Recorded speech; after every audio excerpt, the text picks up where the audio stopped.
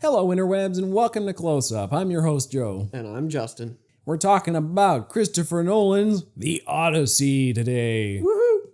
A very long movie about one guy trying to get home to his wife and child.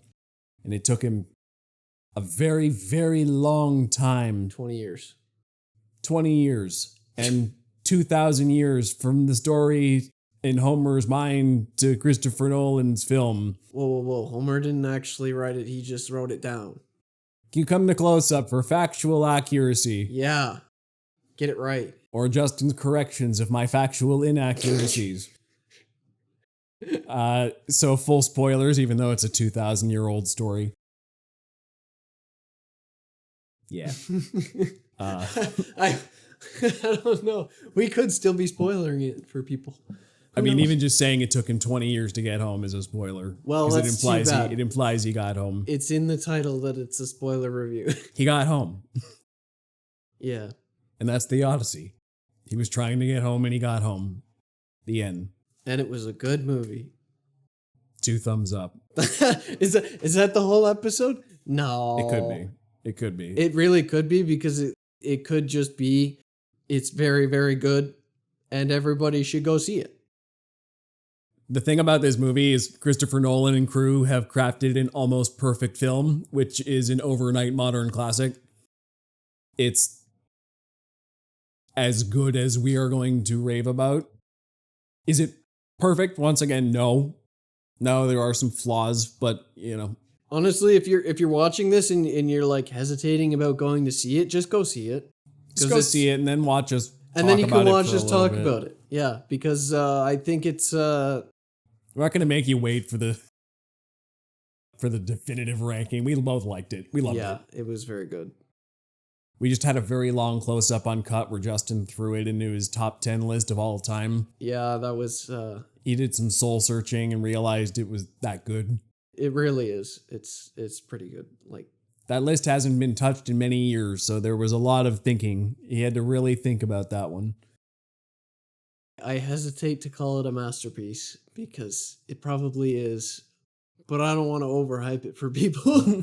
Yeah, that's the problem. You got to listen to us talk about the nuances here. Let us tell you why it's so good. Don't just take our word that it's a masterpiece. Here's why it does so much better than average. For context, I have read the Iliad and the Odyssey several times, so I went in with all the knowledge of what's going to happen. And I'm coming into this fairly blind. I have heard of the Odyssey just being a human being who grew up in the Western world, and I've definitely heard allusions to this story. There's things that happen in here I've heard about that I either knew were from this story or not. Like, I knew bits and pieces, basically, but not a cohesive tale. And I'll probably get into the things I did here later on. Actually, I'll just say what I knew. I knew, I've heard of the siren story, tying himself to the siren. I've heard the dog story. The dog spent his whole life waiting for the master to come back. What else did I hear? That might actually be it. Top of my Trojan horse, obviously. Yeah, the Siege of Troy. Technically not part of the Odyssey. Technically not, as I learned later. Yeah, I think those are the main 3 things I've heard for context. And just, obviously, the idea that Odysseys in general are named after this, and the character of Odysseus. Just the cultural conception of an Odyssey, a grand adventure, is based on this tale. Mm-hmm. Yeah. And of course, I knew Greek gods and whatnot already. I have some background in amateur knowledge of Greek mythology. Actually, that was which something helps. That I really liked about the movie, was that even if you go in with no knowledge, I think the movie fills you in pretty good, like enough. I agree. To get by, that you don't need to have all the knowledge. You don't need to even have what you had. You could go in not knowing anything about Greek anything, I think it helps to have a slight bit of shorthand to know what Athena and Poseidon and Hades are the gods of. If you know those three gods, But it's you don't- basically all the context for that side of it you need. I think, but they did a really good job of presenting each one clearly for people who don't know anything. Like, they're very clear from the beginning with the. You don't even have to know what Zeus's power is, but every time there's lightning or there's a storm coming in, they're like, "Oh, Zeus is upset," and that was pretty much right from the top of the movie. Yes. Let me say one thing, and I know this is going to get us into the weeds right away, but there's a very crazy thematic parallel in here where, okay, so the thematic crux of the movie is Zeus's law, where you be nice to strangers in your house because any random stranger could be Zeus in disguise. That's how the movie explains Zeus's law. And later on in the movie, we find out that Odysseus believes he basically destroyed Zeus's law for the entire world with the Trojan horse story. He did something so dishonorable that it basically domino affected dishonor throughout the world. But to me, the bit about that yes, he violated Zeus's law, but I thought about it later and I'm like, this ties back around to the gods, I promise, that Poseidon's the god of horses, and he used a horse to commit this dishonor. And wouldn't you know it, the sea is very angry with him after the fact. So I'm like, okay, so you used a symbol of Poseidon. Don't forget, it was an offering to Athena as well. It was all three of the gods that are present in this movie are or make their presence known. He, in one fell swoop, he offended all of them. Yes, you took my point and you added on there. Yeah, he. Oh, and don't forget, because he didn't honor his men, he offended all the soldiers in the afterlife in Hades as well. So he offended like 4 different realms in one go, which I didn't think about at the time. I'm like, oh yeah, well, the movie makes very textually clear that he offended Zeus's law. Sure. But if you think about what these gods stand for, he offended 3 other realms at the same time. Mm-hmm. Or just afterwards. Maybe that's why they also included that. I think I was just coming back from the bathroom because I really had to pee. Yeah. But they were talking about how in the bottom of the horse men drowned, right? Yes. So maybe that was also another hint that it's like, hey, Poseidon's influence here a little bit. If you don't get the horse connection, at least you'll get the water connection. Yes. You're hiding in the body of the horse and Poseidon's drowning you already. Mm-hmm. He's not pleased. If Poseidon was pleased, the tide probably wouldn't have come in there. Yeah. And I think one big thing is, where is the quote in my notes? Basically, the idea of all of these things is that things don't happen to these characters by chance. It's the consequences of their choices that come back to bite them. Even right from that very first one, you're hiding in the belly of a symbol of Poseidon, and he's drowning you. Okay, choice and consequence. Yes, in a grounded reality, you just went a little too far into the tide. But also, maybe the gods are smiting you. And so on and so forth. We'll have many examples, assuredly. But yes, you could easily say, yes, this movie is a series of divine interventions to smite these guys for making blasphemous or generally poor choices.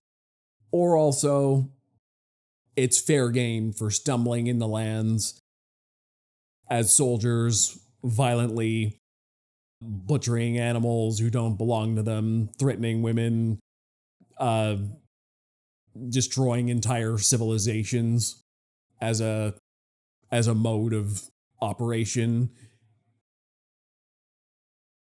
These aren't good people. And they kind of arguably deserve the karma that befalls them. whether it's gods or just the world getting its revenge. Well, and I think that's part of why, like, Odysseus is the only one on the ship who really had that knowledge click in that it's like, what we did was bad. So even though he was the one to say, I don't want to follow Agamemnon anymore, let's go our own way, which was kind of interesting. That wasn't how it went originally, but I liked that he was kind of like, I'm fed up with listening to him. He's a bad leader. We're going a different way. I've been stuck with him on this beach for 10 years. We need a break. But regardless, he was the one who made that decision. But those men still looked up to Agamemnon. Yeah, Agamemnon's their real...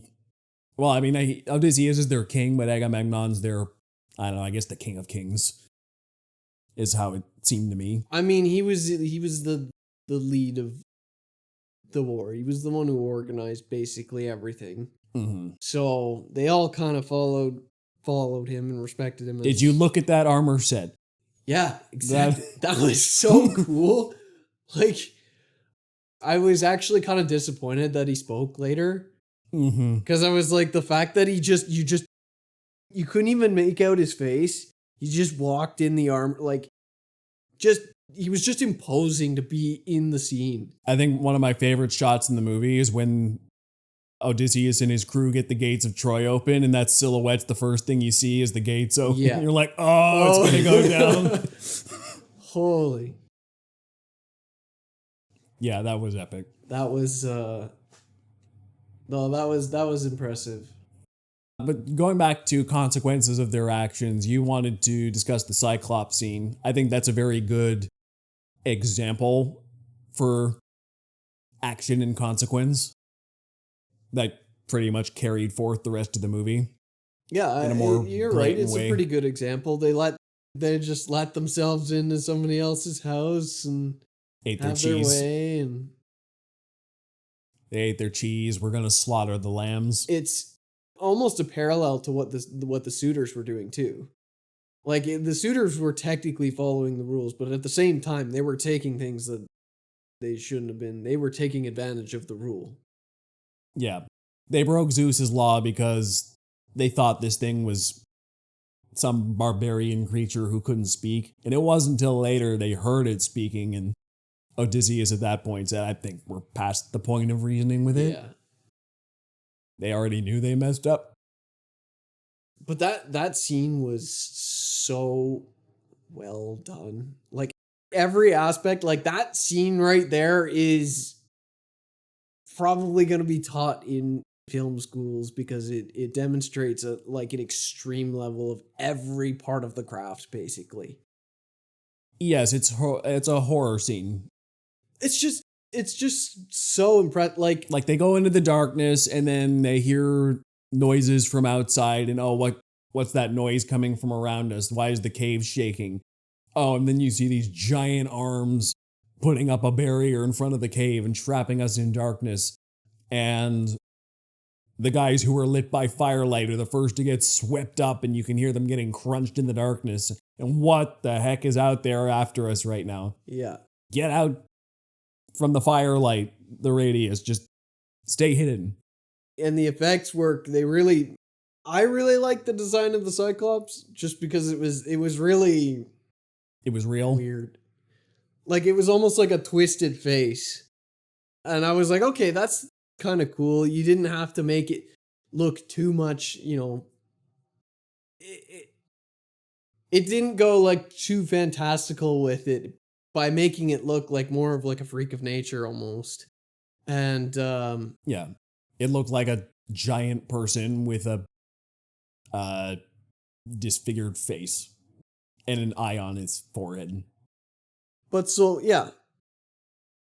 Everything that goes into making the scenes is like, they played with the lighting coming from the exit to the cave when he would open the thing and you could see parts like, and the fire lighting most of what's going on, and even the darkness is kind of there. Like, there was a lot going on with the lighting.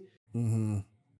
And then I love the scene where it plays up the character's intelligence too. The Cyclops goes to bed next to them because it doesn't see them as a threat whatsoever. They're going to poke its eye and slash its neck. And then Odysseus says, "Just wait, we're still trapped in here. We need it to move the rock or we're stuck." They had their tactical moment. Most other movies would have had the guys be idiots. But no, the writing actually showed Odysseus as the smartest guy in the room because, wait, bad idea. Mm-hmm. We need to wait if we're going to kill this thing. What I really liked about the scene too was the sound design. Yes. The sound design of the Cyclops itself. You talked about like the crunching of the bones and the sound of like when he would spit out the metal helmet. Like you didn't even have to see stuff and you could hear what was going on. You're like, oh. And of course, the big moment in that scene is when they do stab it in the eye and it screams. Mm-hmm. You need a good speaker setup if you're going to watch that at home. Holy, yeah. The scream in this is so loud. It's otherworldly. It really, you just messed off something. Sorry, you really just angered something that's above your pay grade. Yeah. Yeah. And I just think it like, you've got the lighting, you've got the story, the build up, everything. You've got the right effects work going on. This scene was crafted so well that it's like, okay, even like you could cut that as a short film and it would be incredible. Yes. Because it's so that one segment is so isolated and so well done in every aspect that it's like, yeah, you could just watch just that. Yes, and then they do get out of the cave through some smart thinking. And then Odysseus immediately ruins it by taking one extra pot shot. Which is where the consequence thing comes back into play. Because if he hadn't taken that one last shot, he wouldn't have offended the sea god. And he would have saved more of his men because the Cyclops came charging in after them, chased them all the way down to the beach. Mm-hmm. A lot more people died in that last chase just because he couldn't refrain from shooting one more arrow. I thought that was interesting too, that they almost made him out like a bad guy, but they didn't. No, you know what I'm saying? Like the Cyclops was just a sheep herder. Not the Cyclops, Odysseus. Odysseus, yeah. They kind of made it out to be like, what are you doing? And I kind of liked that it was like, okay, the book version of Odysseus like is constantly he's the smartest guy in the room and he makes sure everybody knows it. Like he's pretty cocky when it comes to stuff. Mm-hmm. But so they still allowed a little bit of that to seep in. But he had his reasons, but also the rest of the crew and kind of the audience as well is sitting there going, why did you do that? Yes. Yes, it seems like a bad idea to frustrate a god, especially the god of the sea when you're a sailor. But this one quote I wrote down is when he declares, "I defy the gods." He's kind of living a blast from his life out there. Yes, he holds the pin of Athena, and he kind of actually listens to the wisdom of Athena. She seems to be the only god he respects. But every other god is like, you're just raining calamity down on my men for whatever reasons suit you, and I want my destiny to be in my own hands, and just stop messing with me and let me get home. You're using your power for pettiness. Just slowly eliminating all my guys. And that's a big part of his arc, is that he needs to humble himself before the gods.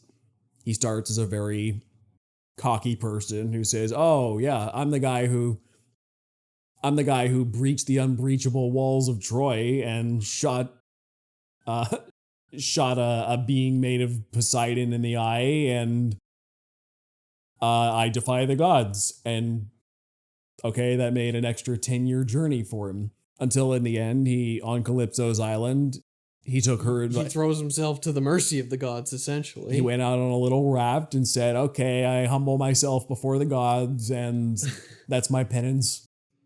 I'll take my punishment now. Yep. And he wasn't so blasphemous after that. Mm-hmm. He had nothing left to lose at that point. The gods took everything from him. Even by the time they got to Apollo's island, he's like, he may not believe in the gods, but he knows enough at this point. Don't kill Apollo's cows, please, because I'm told this is gonna kill all of you. And but he's still sort of defying the god, or trying to push his own way, where he's like, no, don't go there. Yeah. And if we go there, this is gonna happen. But he's still trying to avert it. And he still has faith in his men that he's like, okay, you guys all promise. Well, his hubris is still coming back on him, because even in the whirlpool incident, there was two ways to go, and he chose the version that would get a couple of them killed, and they were furious at him because they said, well, we don't know what the ghost in Hades told you, and you just got some of us killed. And he said, well, trust me, if we went the other way, there would have been more of you killed. And they say to him, well, who are you to make that decision? Why do you have our lives in your hands like that? Mm-hmm. And not tell any of us? You didn't give anybody else a choice.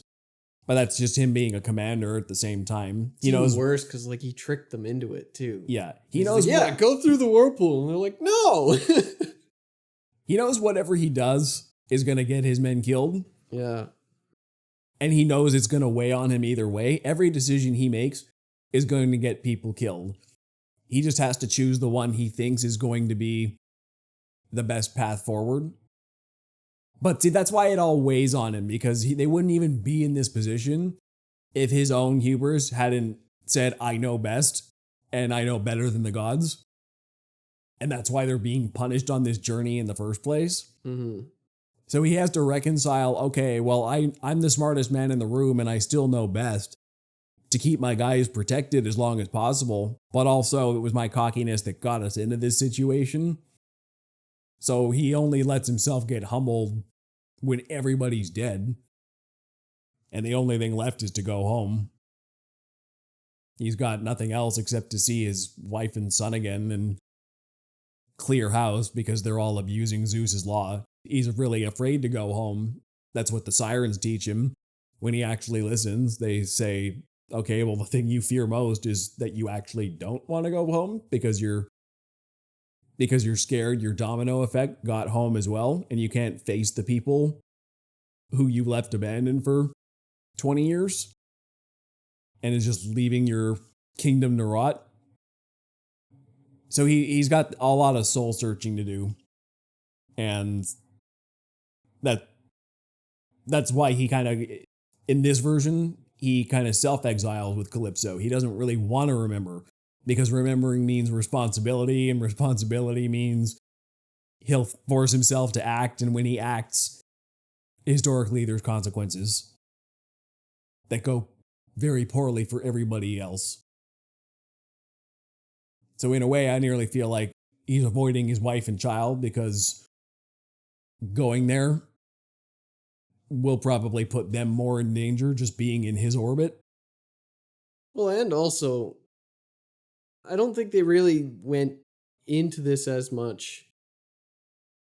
But this version of the character, like, it was kind of unsaid, but how do you return as the only survivor of your entire crew? And you're the leader who's supposed to be responsible for them. And you're going to return to your people without any of their people. Yeah. Like, it was very briefly hinted upon, and it's in the background there.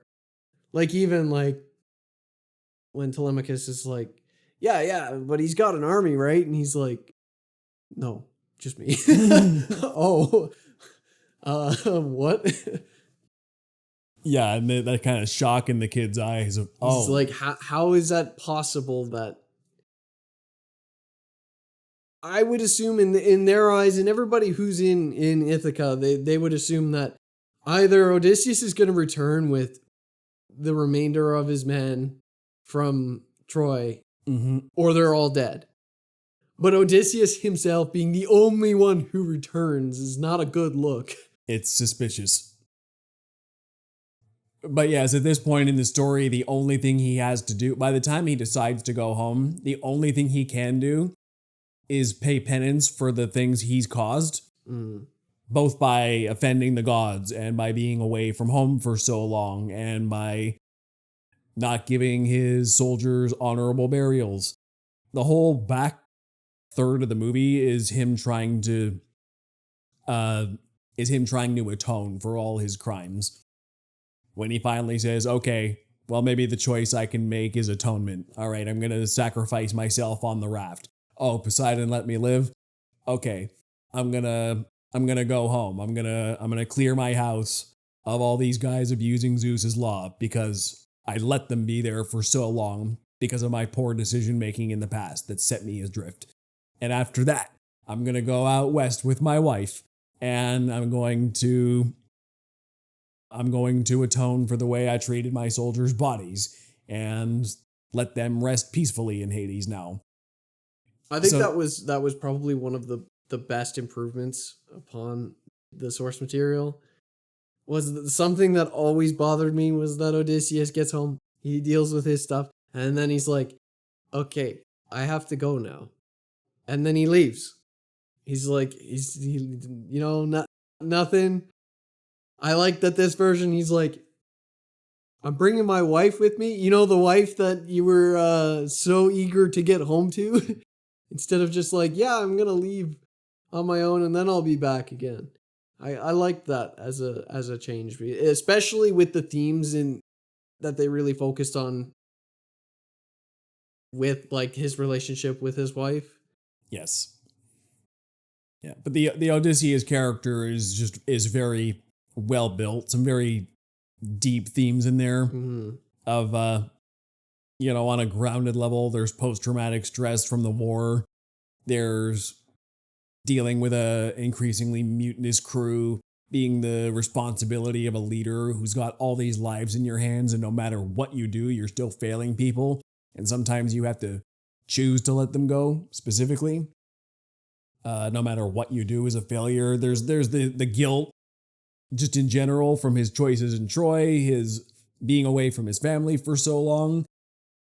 Later on, once again, realizing how badly he offended the gods and, oh, that was a choice, that was my fault. And then having the guts to say, okay, I can make this right if I humble myself, which feels like such a 2,000-year-old legendary story that feels like something, oh, the only way this guy can, have a happy ending is by atoning for his sins in front of the gods and humbling himself before the gods. That feels like I can buy that was written 2,000 years ago. But asking for humility is a evergreen story.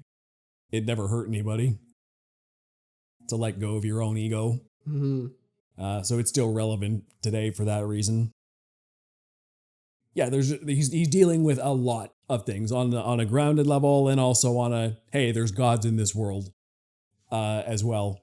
So it works on a fantastic level and on a human emotional level for Odysseus. I mean, I was worried about his casting. I didn't know if Matt Damon could pull it off, but he did really well. Yeah, it's talking about the actor. Good idea. He did a very, very good job. Sometimes actors can take you out, especially ones that you know really well, where it's like, okay, that's Matt Damon. No. I bought into Matt Damon as Odysseus. Like he did a very, very good job. I agree. I don't think he's necessarily the best performer in this movie, but everybody's bringing their A game here. So it's like when you're the worst performer, and like that's an Oscar-winning performance in most years. Exactly. It's such a great cast. Yeah, that even Matt Damon as Odysseus is falling by the wayside a little. Not that that's okay. That's a bad statement because he is the protagonist and he is the gravitas to carry every scene. He is incredible. But there were other ones in this movie who were, every time they were on screen was like, wow, doing really great stuff here. I gotta say, the one that impressed me the most was Anne Hathaway. I was about to say Wow. Anne Hathaway. Yeah, she's the best performance in this movie. There was that scene where she's right in Telemachus's face. Was you could see the focus. They were losing the focus on her face because she was so involved in this scene that was the best take they could get of it. But her delivery and her emotion she put into that shot. It was very raw in a way I don't normally see in these kind of movies that are very polished. And that's and that's why when I'm like, okay, they're losing their tracking focus, and I know that wasn't on purpose. Yeah. That was not on purpose, but they captured the best performance she possibly could have done. And I know how that feels to be like, they can't, you won't be able to get that again. That take was the one, and they knew it, and they're like, it has to be. And it was so well done. She was so good. I think it hits all the harder because that character is trying to be the Rock in Ithaca. She is, she's very emotional in her life. She's, missing her husband for so long. She really doesn't want to take on any of these suitors. She feels very passed over by her own admission because everyone's like, oh, well, what Ithaca needs is a king. That'll make things right. But the place is still running and she's been in charge for 20 years, which she's like, okay, nobody thinks it's legitimate unless there's a man on the throne. But I've been doing okay. But really, I just want my husband back. But she keeps herself hidden behind a screen most of the time because she's trying to keep up that queenly presence. When I come out in public, I'm going to be regal. But it's only with her son behind closed doors where she can kind of lose it a little bit. Well, and even with the suitor, she can't. I think that's why she uses the barrier, is because she can't command the same respect from them. Yeah. She's still not. And also there's the darker undercurrent of men are pigs and can't help themselves and everyone's abusing the hospitality laws. Mm-hmm. So putting herself right in the open is as dangerous as, well, I don't want to say it's as dangerous as Telemachus, but as a woman, I think it's even more dangerous for her to be among those guys on the regular. Mm-hmm. Even Telemachus, it's a bad idea. The only reason they're both safe at all is because they harbor somewhat respect for the hospitality. Barely. Yeah. Which they're okay to throw out the window as soon as Telemachus leaves. Oh, he's open season on the road. They wouldn't dare kill the queen and her prince in their own home. But they think about it. Even Robert Pattinson pulls the dagger at the end. He's ready. Mm-hmm. He didn't care. Yeah. He was really good too. Yes. Oh, man.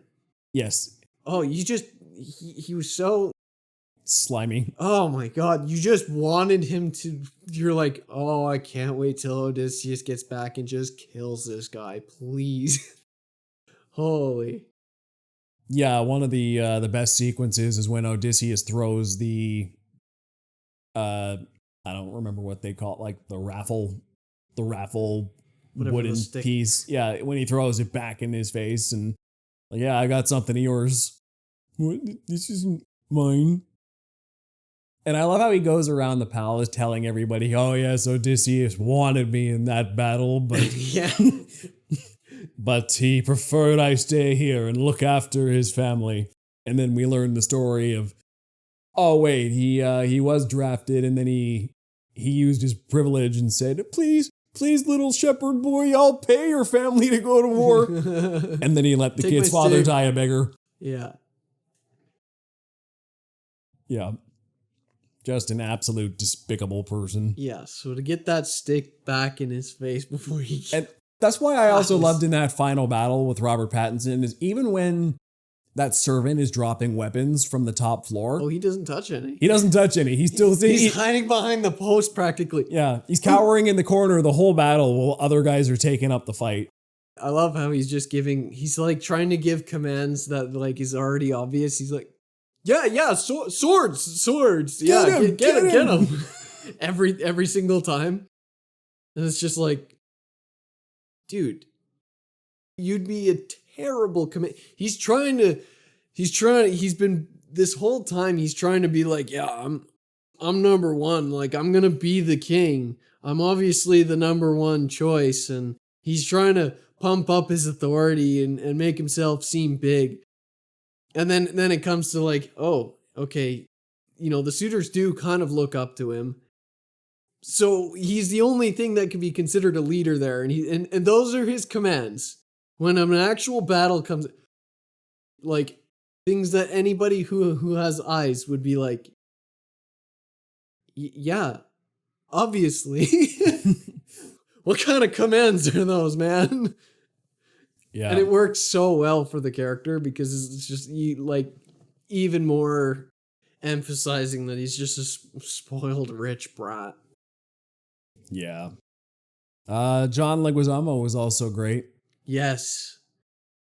As what's his name? Eumaeus. Mm.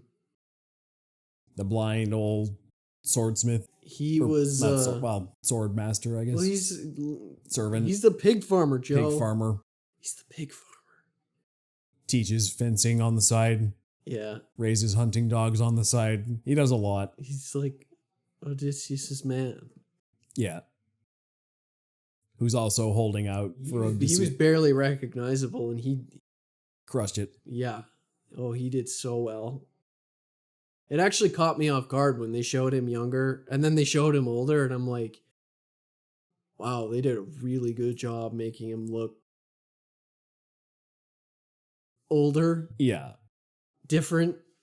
But, moving us away from the actors for a bit, I think that to me is one of the cruxes of why this movie is so good, is just immersion. Everything about this movie kept me locked in from frame one, and I never wavered. Whether it was the makeup on John Leguizamo or the practical battle sets and the costumes they were wearing, even the Cyclops, the monsters, the knights, the transformation into pigs. Everything there was done as practically as possible. I never saw the seams in the effects work. It all felt like even the practical ships or models, the life-size stuff on the ocean, the sailing rigs, just the choreography, the combat, everything about this movie was a living and breathing world that I never thought, wow, this is... I could never see the cracks in any of it. I think a lot of it came down to sound design too. Sound design is the star of this movie. Holy cow. Like, which is so the rare. Sounds of the ocean. Yeah. Like, everything about the sound design was absolutely top-notch and stellar in this movie. I felt every sound in the best way possible. Yeah. Everything from swords clashing to the one that really got, disgusted me in my own mind was the when Cersei is turning them into pigs and she's putting her fingers in their skull and cracking the bones and morphing them into pig heads. Just the crunching of the bones of the skulls as she's working her witch magic is incredible. My favorite piece of sound design was the bow. Every time he strung the bow, it had that chord that he thwang. Yeah, twang. I don't know. There was something about that was just. I really like it put a lot of emphasis on him stringing that bow, which is really important. Yep. And they made it feel really important too. Yes. I also loved how loud it got when it really counted. Going back to the Cyclops or after Apollo's Island when they killed the cattle and the ship is falling apart. And that's an extended sequence of just incredibly loud calamity going on. The ship is breaking apart. The masts are falling on them. The waves are crashing around them. And it's just so auditorily chaotic that it puts you in the mind of these soldiers who are all dying here, except Odysseus. Oh, there was another cool one that was when they put the wax in. Yeah. And it was isolated. And then it actually, as the other guy was taking the wax, out afterwards, not the guy who jumped over. Mhm. But when it was safe, the audio actually released on the same side Oh, really? and on the other I as didn't he notice. did it. I was like, that's really subtle, but was really cool for the end of that effect. Yes. Yeah, this is some of the best sound design I've seen this decade. Yeah, that like sound is absolutely top notch. I really, really hope that it works well on home video. I hope it still sounds good. I think this is you need to see this in theaters to get the full effect. You have There's going to to. be people who complain it's too loud in some parts, but that's the point. You're supposed to feel It is. It's overwhelming. The point Yes, when the point that's a good word. The 2 points I remember the most were when the ship was completely being destroyed and it was so loud, and then the shrieking of the Cyclops. Those were the 2 points where it was so overwhelmingly loud that you're like, but it's supposed to be.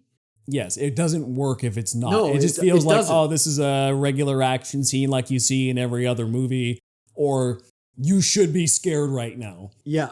You as the audience and the characters, you really feel it when it's so loud. Mm-hmm. Yeah, another aspect of the film I loved was the editing as well. Just from the very beginning, Christopher Nolan movies always play with time, but the way this movie was stitched together was also masterful on top of everything else. The first act of this movie is effectively Tom Holland's Telemachus hearing stories about Odysseus from other people. We basically never see him. We don't even see his face Like for the first 20 minutes, basically. For most of that time, we don't see his face. And even when we do, it's like very, very briefly or... Yeah, he has a couple scenes, like when he's hunting, we see him hunt the first time, and we let the... we do the thwang on the bow to give the animal some warning, because that's just fair hunting. Which, okay, I saw somebody bring this up online, and I have to mention it because it was cool. They liked it. I liked how at the end there, when he does the bow, he gives the thwang, which is like, hey, that's what Odysseus does. Oh, and also he's giving his prey fair warning. Everybody in that room is the prey in that context. And especially when, and that shot in the back was where they had, Pattinson? Yes. In the same, like, just behind the bow, basically. He's still right there, and I thought that was a really well done shot. It's the shot is focused on the bow. I don't even think Odysseus' face was in the shot. I think it was if I remember correctly, it was focused on the bow. I think he was still hooded. Yeah, in his hermit disguise. And Pattinson in the back, and there was just the instant recognition when he did the thing. When he did the bow, and it was the instant recognition of, oh God. Yeah. But as I was saying, the editing manages in this 3-hour runtime to stitch together, these are the legends of Odysseus. This is, we start with the Trojan horse story because everybody knows that and everyone's kind of sick of hearing that one. Here's what people think of him. He was smart, he was honorable, he was brave, he was a great tactician, great soldier. And then we actually get to meet him and we see some of his adventures unfold, but we're also splicing in 2 different timelines because we have the Odysseus timeline unfolding, but it's like a flashback on top of a flashback because we see what Penelope and Telemachus are doing, but also he's reminiscing with Calypso on the island. Yeah, did we have 4 timelines then? Well, not technically 2 were at the same time, but you had him reminiscing with Calypso. Telemachus and Penelope. Telemachus and Penelope. Then you've got his time on the ship and then his time in the war. Yeah. So at least 4 timelines. Even though, technically somewhere along the way, I guess Telemachus would be lined up with the Calypso. With the Calypso island. At some point. It's still technically the same timeline, but like... Yeah, which he kind of did in Dunkirk as well, if I recall. Dunkirk had the 3 major timelines that ended up stitching together in the end. Yeah, I think that was the cool part was that when they stitched together, when they came together, after that all came together, was the straight focus to, we're going to mess these guys up. Basically, all of that tied into, bam, everything collided as the last half. He ended up on the beach of Ithaca. We never had another flashback after that. No, it was full focus after that. We are straight focused. And I really liked that it went from, it jumped around a lot. It was all over the place, jumping, to instant focus. We're here, we are focused. So just the whole structure of this movie, and I think that's what made it all the more satisfying, is that we spend this whole movie jumping around, getting bits and pieces of everybody's story, and then in that last hour, it all comes together and it all pays off at once. And it's just a gut punch of satisfying. Well, yeah, everything was building to that. I thematically, even to think about it, everything built to him getting home. Literally. Yeah. All of that build up to the second he's on his homeland. That's where everything built up to, was him touching Ithaca. Yes. And that's when we focused it, and it was, oh man. Yeah. Once again, everything from the gods and his own death of ego, to Penelope and Telemachus waiting for him, the suitors waiting for him to be confirmed dead, the servants awaiting his return as well. Just like you could feel it hanging in the air. Everything was setting up for this moment. And I like how they still don't have an immediate payoff. He gets to Ithaca, but then he's got to go and save Telemachus, because Telemachus is going to get assassinated. So, I got to save him. And I'm here in disguise because of that fable of Agamemnon, who came home with a parade and got stabbed because he didn't know he wasn't welcome back home. So he comes as a hermit. He walks around the halls and takes food as a beggar. He sees the suitors that have been infecting his palace for the last decade. He really gets to take in just what his family was left to deal with in his absence. He proves himself as a worthy helper to Telemachus when he saves his life. He gets beaten down by Robert Pattinson in front of everybody. Well, if you think about it, that's actually... I'm just coming to this conclusion now, is that you talked about how his ultimate conclusion was that he humbled himself before the gods. He's humble the rest of the way through. The last hour, he's a beggar in his own house. And he takes the beatings. He takes everything. You're bringing it full circle. I just clicked into that. That's holy cow. Yeah. Returns home a beggar, and all that. And I love the way it built to the contest. Where like, there's going to be a contest. And then he's just hanging out in the background the entire time. And they're like, who's letting the hermit stay in here? Like they have a chance. And then the old beggar from the back of the room is the only guy who can string the bow. When all these haughty nobles who think they're better than everybody else can't do it. And then the master comes home.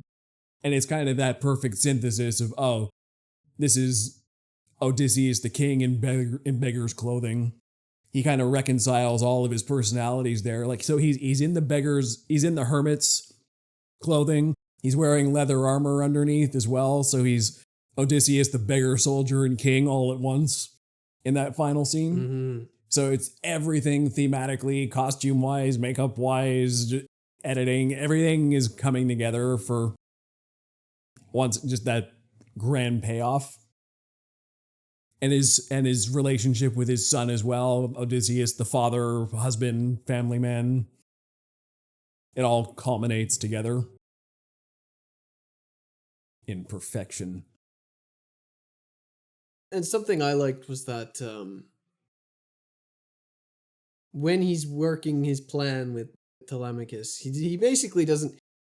He's so smart, he's like 3 steps ahead of everybody, so he's like, yes, just tell your mother to remarry. And Telemachus is like, I don't understand this at all. And his mother's really upset about it. Yeah. And not actually formulating a plan. He was so confident that he knew what was gonna happen. That was his plan, was I'm 3 steps ahead of everybody here. I know exactly what my wife is going to do. She wants to prove any of these guys is as good a man as her husband, and nobody else could do the bow. And that was triggered by Telemachus essentially talking down Odysseus. Like he's kind of in that scene. That's what makes her the most upset, is that Telemachus kind of acts like, oh, Odysseus doesn't really matter. Like, I'm man of the house now. Let me be king. I can be man of the house. We can just say he's dead. It's fine. And that really upsets her and puts her mind on... You disrespectful boy. Yeah. You don't know what you're talking about. You're not man enough to run this house. And then she's going to go... That puts her on the train of, none of you are man enough to run this house. Odysseus was the most powerful. If any of you can prove you were at least equal to the man he was, then fine. Yeah. But it's cool that he plays the mental chess, basically. Definitely. Like, Odysseus in the source material is more... He talks a lot. He talks too much, probably. Showboater. Yes, he's a showboater, and that's the way he shows that he's the smartest. It's there. The way he manipulates people is there in this script. It's just not... It's not front-loaded. It's not in the dialogue. It is, if you pay attention, it is there. Yes. He is manipulating people. He is doing lots to manipulate people. I think one of the only times he gets called out for it is when Elliot Page's character, Sinon, was talking to him from the afterlife and said, hey, you lied to me. You never told me what was actually going on. You left me as a sacrificial pawn in the first scene. Didn't know anybody was hiding in there. I didn't know what was actually happening. You just left me to die, basically. Yeah, and he got called out when he tricked them with the whirlpool as well. The whirlpool, yeah. He got called out a couple of times. He gets called out sometimes. But there is a lot of subtlety to it too. Like there were also really subtle moments that were weaved in of people recognizing Odysseus. Like, obviously there was the one where the servant recognized the bite, which was also subtle because that was 2.5 hours earlier. Yes. And was just a one-off. They didn't reference it again. They just showed the scar. If you weren't really paying attention, you wouldn't really know what she saw. It was like a 2-second shot where you saw, she took off his sandal to wash his feet. And then she looked with recognition. If you closed your eyes for that 2 seconds and missed the scar. Yeah. We were like, you'd have no idea how she... And when you'd also have to connect that back in your own brain, she was the one who stitched up that wound 20 years ago. And that's why she knows. And the movie didn't spell that out for you. It just showed she looked at Scar and had a moment of recognition. And it's up to the viewer to say, oh, I remember why from 2 hours ago. And then there was also a even way more subtle was when Mentor was dying. That was the first time Odysseus kind of showed somebody his face, and Mentor, you saw that look of recognition that he's like, oh. I missed that one. I think it was really subtle. It was in his dying moments. Like Odysseus went over to check on him, and they locked eyes. They were like eye contact, and he was like, Odysseus is back, and then he's dead. Yeah, this needs a rewatch. I miss little moments like that for sure. So as far as critiques go, I think the only one and it's a little nitpicky, is just the Telemachus arc didn't rouse me as much as the other ones. I think there is some poignancy in there of, okay, it's sort of also a death of ego, of he thinks maybe he's ready to be king and take his father's place, and he never knew his father really. But his whole journey is hearing what the rest of the world thinks about his father, and kind of reconciling in the end, oh, this is the legend compared to the actual man who abandoned me. But he doesn't seem to really care about that because he never knew him. And he knew it was okay, he went off to war, whatever. But he kind of went from, oh, I can probably be king, and why doesn't my mom just remarry or get rid of these guys or burn them out of the house, whatever. To, oh yeah, no, I get why she couldn't replace this guy. Why everybody speaks so highly of him, and I get to see it in action now. And I'm going to help that. So he kind of loses his own ego along the path as well. Or at least that's what I take away from it, because I think that one was less fleshed out than other ones. I got a little bit of something like similar, but there were some things that I noticed was, to me, Telemachus was learning how to be a proper king. And even when Odysseus comes back, he's guiding him to be correct. He's trying to guide his son to not follow his example. So he's like, okay, we came back in secret and hiding. I want you to come back as the proper king. I want you to go back to your ship and come back and present yourself the way you should. And so Telemachus comes back and he's right in the faces of the suitors. He comes back adorned in like beautiful gown and yes, all the stuff he brought back. He has the hero's welcome. Right? He comes back instead of coming back in secret like he was going to at that point. Yeah. He's like, you got to come back. You can't kill the suitors. You need to be respectful. You need to Odysseus teaches him to play politics. Yes. But it's almost like Odysseus is trying to make up for, I guess, not fathering his son in a way. Mm-hmm. But he's trying to, I just liked that point was that Odysseus was like, very quickly, he's immediately trying to teach his son to be a proper king. The way Odysseus should have been. Yeah, it was kind of I struggled with the hero's journey a bit because I didn't really understand who Telemachus was as a person outside of, okay, on a base level hero's journey, you're showing bravery by putting a target on yourself by leaving home.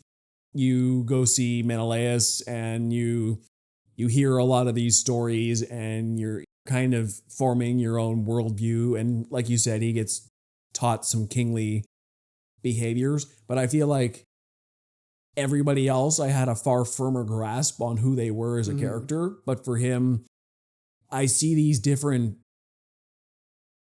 some themes. I see a collection of themes more than I see a three-dimensional character.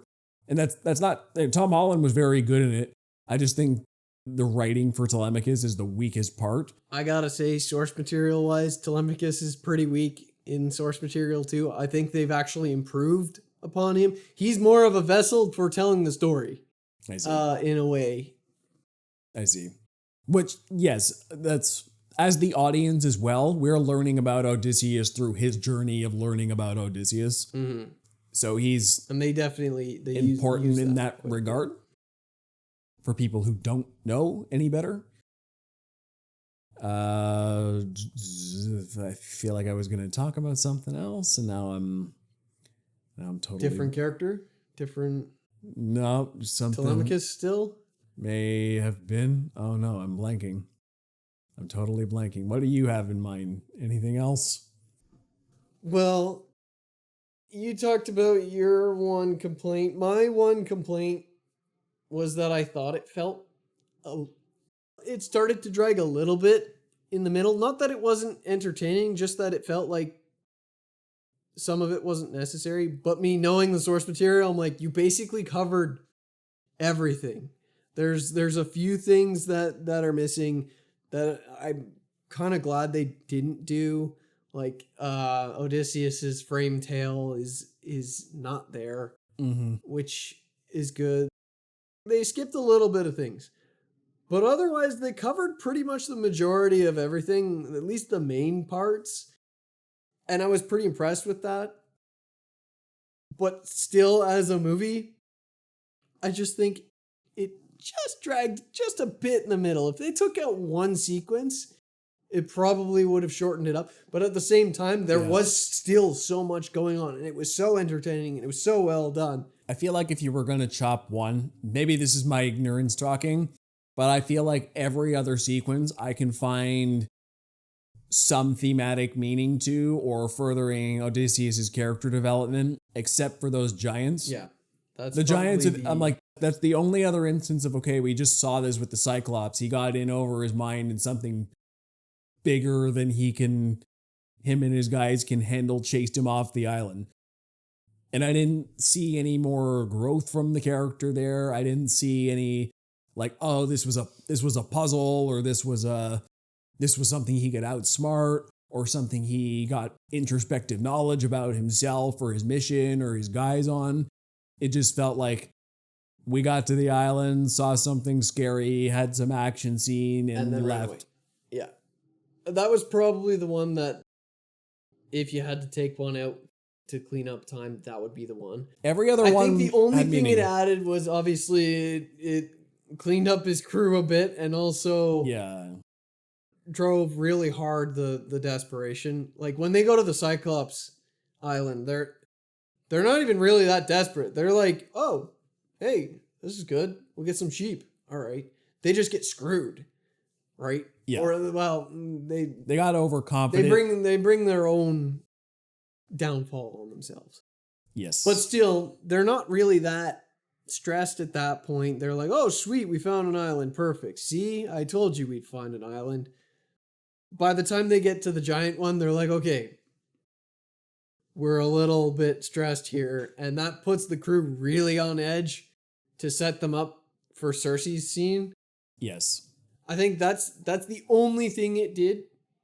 And I mean, I say only, but like, yeah, that was probably the one that you'd take out. You could have shaved another 10 but minutes. I'm glad they basically covered everything that way. They made it the definitive adaptation. Yeah, like there's not much more that you can bring into it that wouldn't really drag the pacing down. So I remembered the other thing I was going to say. So about the writing, this one's a positive. I really like that scene between Tom Holland and Robert Pattinson, where Robert Pattinson was kind of taunting him and like, oh well, you just be a good little prince and do what your mother wants. And she's like, what she wants is to burn you all alive in here. That was a direct quote. That was my favorite. That was so great. Yeah. It's like he's sitting there thinking, you can just see he's thinking, oh, that's just something the kids said, but it's a direct quote. That's the most perfect callback in the whole script. It was so good. I'm like, that scene alone would be pretty badass if that was just his response. I think that might be an iconic response just in that scene. But the fact that it's a direct quote from her like 20 minutes ago, that's amazing. And that's at the point where their fates are basically cemented at that point. Yeah. They're in the end game. Yeah. We haven't talked much about the action yet, and I think that's the last thing I want to cover. I'll only say that it's really fast-paced, showed everybody's skills, and was suitably violent.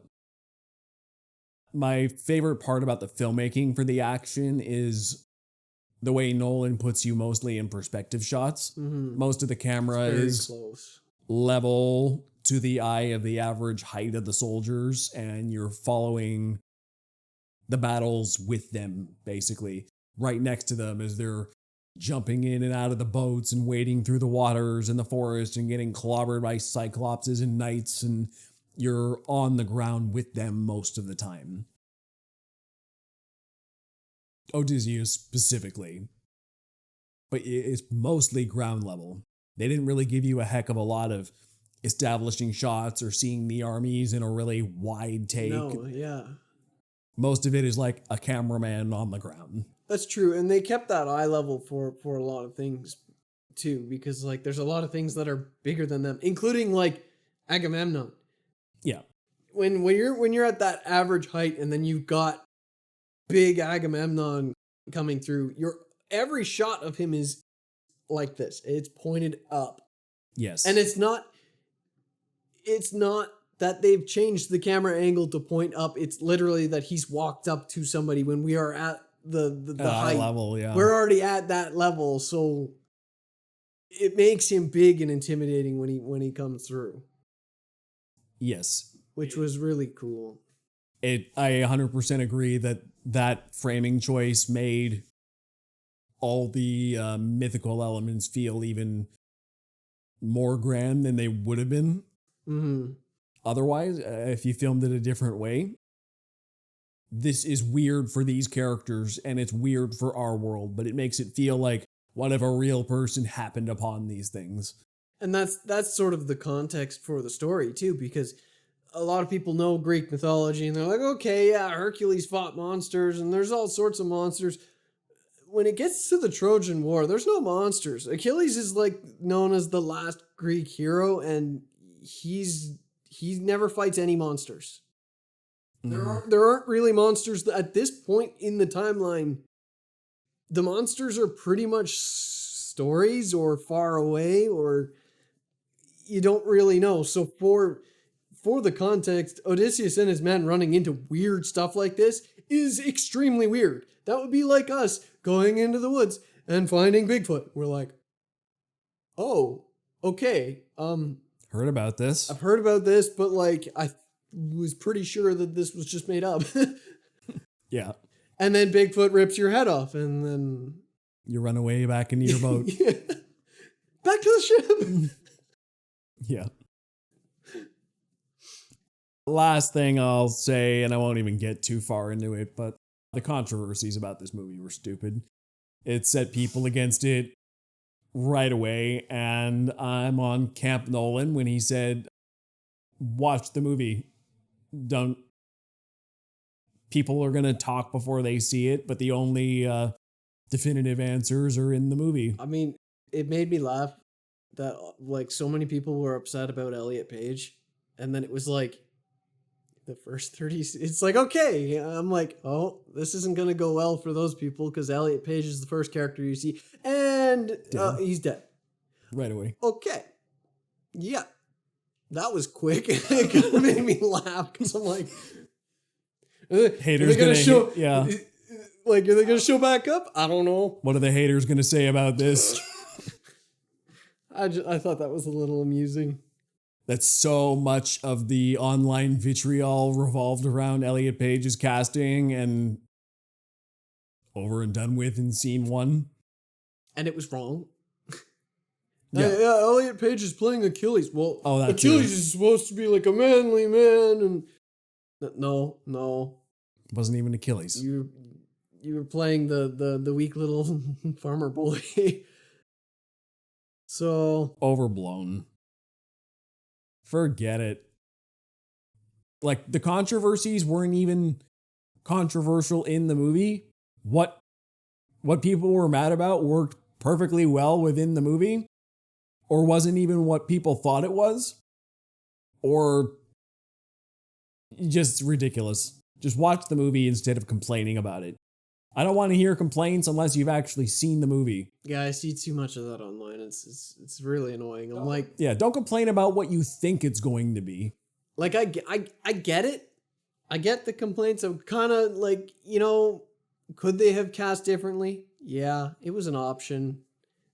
But like, yeah, I understand. It doesn't really change anything. It doesn't really affect it. It doesn't ruin the movie. It doesn't. As a fan of certain media franchises specifically, I can get my back up when I see certain castings or decisions, but I always reserve final judgment for the final product. Yeah. Whatever I see in marketing is just snippets without context. The only way to really judge something is to experience it for yourself. Just seeing what you think is going to happen, you're just making up a story in your own mind to get upset about. I think that's the thing, is nobody really knows, and you have to You just have to watch it. Yeah. And then you'll find out. Judge it as a movie. Don't judge it about the actors. Don't judge it about all the stuff. Judge it within the world of the movie. Watch the movie. Yes. And I'm going to say watch the movie ASAP. That's my highest ranking. That's my creme de la creme. I rarely ever give that one out. I'm doing my 2 thumbs up, but also no, this is on my top 10 of all time already. Those 2 thumbs turn into a giant thumb. One giant thumb. No, that's not a real rating, Joe. I'm not doing that because I seriously doubt there will be movies that crack my top 10. Why? I can make an animation out of it. Justin has a 2 thumbs up, but if he really likes it, they the mega they thumb. boom into the mega.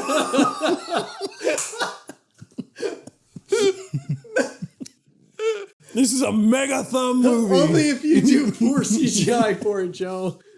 Oh, our audio listeners 2 won't. thumbs, mega thumb. The highest of all praise. Oh boy.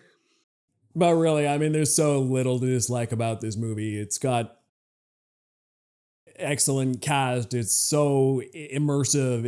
It captures the mythical, legendary world of the Odyssey and transplants a 2,000-year-old story both faithfully and also thematically resonates with modern audiences, or these 2 modern audiences anyway, because I mean, we can't speak for everyone else, but it is only opening weekend as we record this.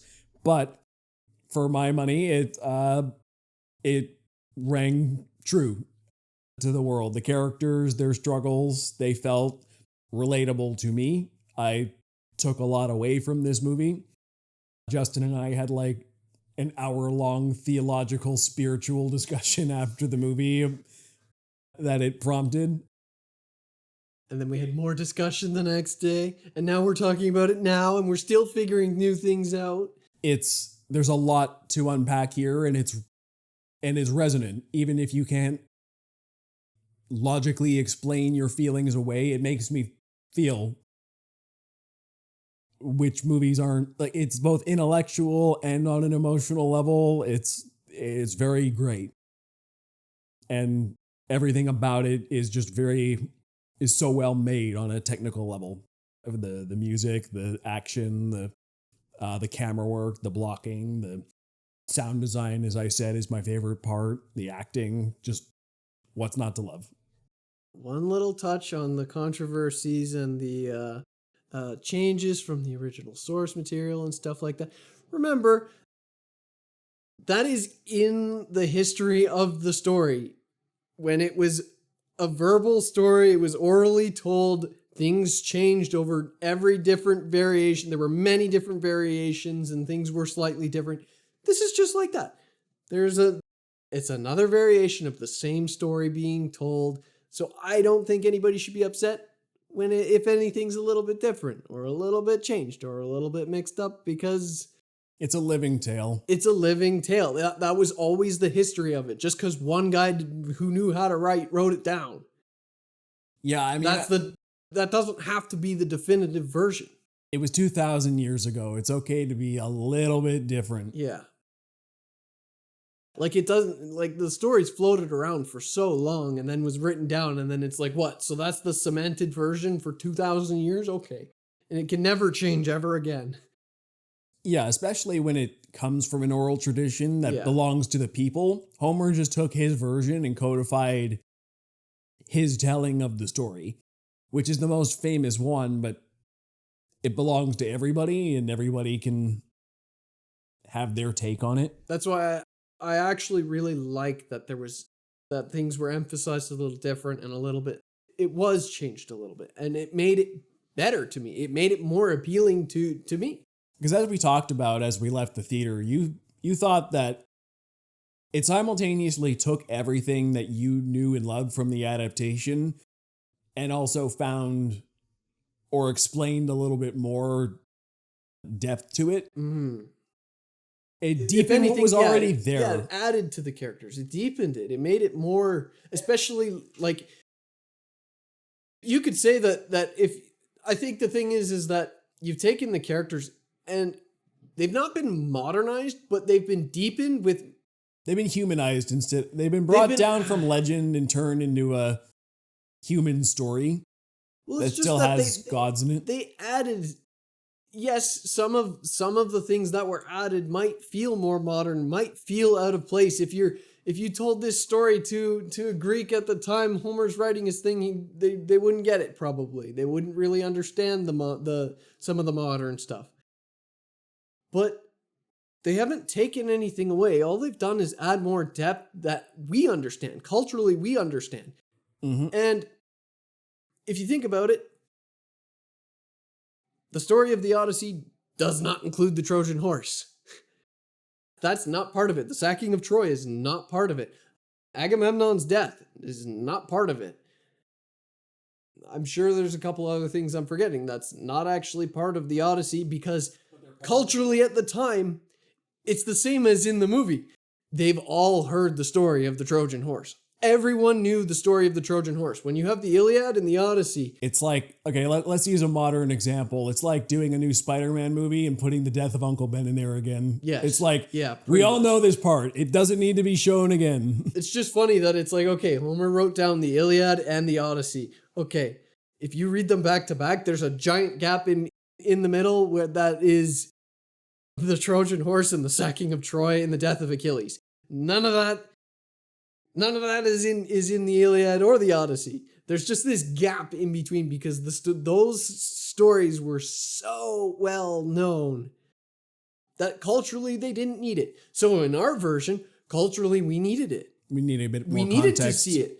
But culturally, we've also added more depth to the characters that we understand, that ancient Greeks wouldn't understand. They wouldn't understand the same concepts because we're different. That's just how it is. But they've added more depth that some people would probably say is too modern or something. But I think it's authentic in the... I disagree. I feel like they would understand it. Maybe. Not necessarily as it's presented, but I feel like it's like I was saying, they took these characters that were legendary and managed to make them feel simultaneously legendary, but also grounded and human in a way that I don't think human emotions have really changed much in the last thousands of years. Our ideologies have, but humans are humans. And I think this Odysseus is still, we understand something about Odysseus today, and a father trying to get back home to his kids after a long time away was obviously something they cared about 2,000 years ago. I just think things like the PTSD or the survivor's guilt or some of the feminism aspects, which that stuff wouldn't fly back then. Like that would not be. I think they would have understood it, but wouldn't have had necessarily the language to communicate the feelings about it. Yeah. It's like, this is something we as a culture ideologically understand, and I think they felt it. They just didn't have the philosophies, ironic in ancient Greece, to, you know what I'm getting at? I just think that part of the, like on a gut level, the horror of the war, the fact like Odysseus is like, I don't think that would click. I don't think it would work to be like, why would Odysseus feel bad that they won the war? That doesn't make sense. Yes. Right? I feel like something like that probably wouldn't quite click in the story. And yeah, maybe that is too modern, but at the same time, that's the point of it's an oral tradition. Things are changing. He took the structure and made it resonate for a culture of today without taking anything away. All he did was add. All he did was add depth to it. Yes. Right. So nothing's missing. Like, yeah, okay. There's a couple scenes that are cropped out, but and nothing's contradicting the story that was there before. It's all there. You can, if you take the script and you erase some lines, it fits exactly with a lineup. Here's some more details. Even if you don't need it spelled out, just putting it in a visual medium and seeing Matt Damon's face horrified at the war around him is more representative than the written poem could probably do. Mm-hmm. I mean, yeah, you can say Odysseus was horrified, but just making it a visual medium, a picture says 1,000 words, and it has more depth without even trying, just by that virtue. It's hard not to when you're watching people perform subtext or a film or a camera or music. There's so many things adding subtext without, the story is the story and that's not changing, but there's more without even, like, you're doing the bare minimum of a film and adding. I also read that people online were like, "Oh, it's a hip hop soundtrack." It is there, but I didn't notice it. I didn't even notice it. Didn't even feel. I didn't know anything about that, and it definitely didn't feel out of place. But when they mentioned it, I'm like, "Oh yeah, there is some parts that are like that." But it never felt out of place. Not even once. I didn't even notice it. No, I didn't notice either. Though I rarely notice. I mean, I noticed it when the credits were rolling. I'm like, the credits are rolling. I'm like, I experience music on a first watch, but I don't analyze it that well on a first watch. I need to. I think there was enough sound design that I was already lost in the sound design. Like, yeah, I just know it worked very well for me the first time I saw it. Yeah, it immersed me. It didn't break my immersion for what's hip hop doing in ancient Greece. But they were like, yeah, like Nolan said that there wasn't going to be a classical score, and people were like all upset about that. And it's like, well, whoa, let him work here. Let him do his thing. I didn't know anything about that, and it went right over my head. I didn't notice anything off there. So I've seen movies before where the soundtrack is a little jarring and doesn't match what I would feel, but this movie did not do that. So all right, so you got your verdict. You got Watch ASAP and the Mega Thumb. The Mega Thumb. All right. I can't be taken seriously anymore. Oh no, my rating system's garbage. Mid-tier garbage. Out of all rating systems, my rating system is mid-tier garbage. Okay. Oh man. So where can we find you? You can find me on Instagram at jchurchtpm. And you can find me on Instagram and thoughtplane.ca. Sorry, my Instagram is thoughtplane media. Find me on everything at thoughtplane media. And that's it for this close-up. Thank you very much. And I can't remember my sign-off. It's late. I'm tired. Fight me in the comments. Till next time. That's what I'm supposed to say. Take care.